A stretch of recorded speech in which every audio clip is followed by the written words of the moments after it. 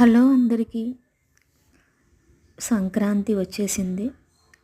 సంక్రాంతి, భోగి, కనుమ ఈ 3 రోజులు చాలా ఉత్సాహంగా అందరూ ఆనందంగా జరుపుకుంటారు. ఈ సంవత్సరం కూడా మీ అందరూ మీ ఫ్యామిలీతో, మీ కుటుంబ సభ్యులతో, మీ బంధువులతో, మీ స్నేహితులతో ఈ పండుగ జరుపుకోవాలని ఆ భగవంతుని ప్రార్థిస్తున్నాను. అలాగే మేము కూడా ఇక్కడ మేము ఉండే దగ్గర ఇలా గొబ్బెమ్మలని పూజ చేశాము. గొబ్బెమ్మలను పెట్టి పూజించుకొని ప్రసాదాలను నైవేద్యంగా పెట్టి ఆ భగవంతుని ప్రార్థించుకున్నాము.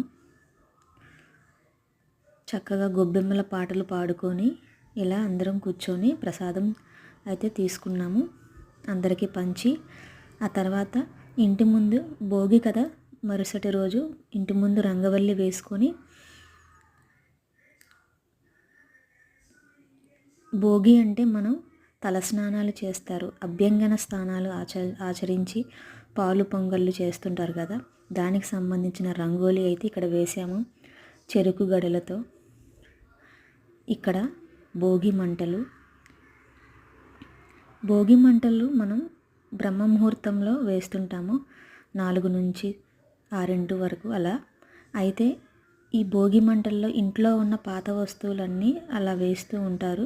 ఇంట్లో ఉన్న మనకి ఎక్కువగా ఉండిపోయేవన్నీ వేయాలి అంటుంటారు పాత వస్తువులు, అలా ఇల్లు శుభ్రం అవుతుంది. అంతేకాకుండా మనలో ఉన్న దుర్గుణాలని కూడా ఆ అగ్నిలో ఆహుతి చేయాలంటారు. మనలో ఉన్న దుర్గుణాలన్నింటినీ, మనలో ఏమైతే కోపం, ఈర్ష్య, ద్వేషం, అలాంటి అసూయ అలాంటివన్నీ కూడా, ఇంకా ఇతరితర గుణాలు, చెడ్డ గుణాలన్నింటినీ ఆ అగ్నికి ఆహుతి చేయాలని అంటుంటారు.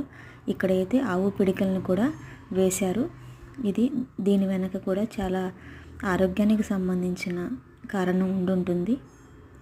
చక్కగా అందరూ పెద్దవాళ్ళు, పిల్లలు అలా భోగి మంటలు వేసుకున్న తర్వాత అగ్నిదేవుని పూజించుకున్న తర్వాత ఆ తర్వాత ఇక్కడ ఇంటి ముందు పాలు పొంగించుకొని చక్కగా ఇక్కడ ఇంటి ముందు కూడా భోగి సంబంధించిన రంగోలీ వేసుకున్నాము. అందరూ తమకు ఉన్న వాటితో సంతోషంగా ఈ పండుగను జరుపుకోవాలని ఆశిస్తున్నాను.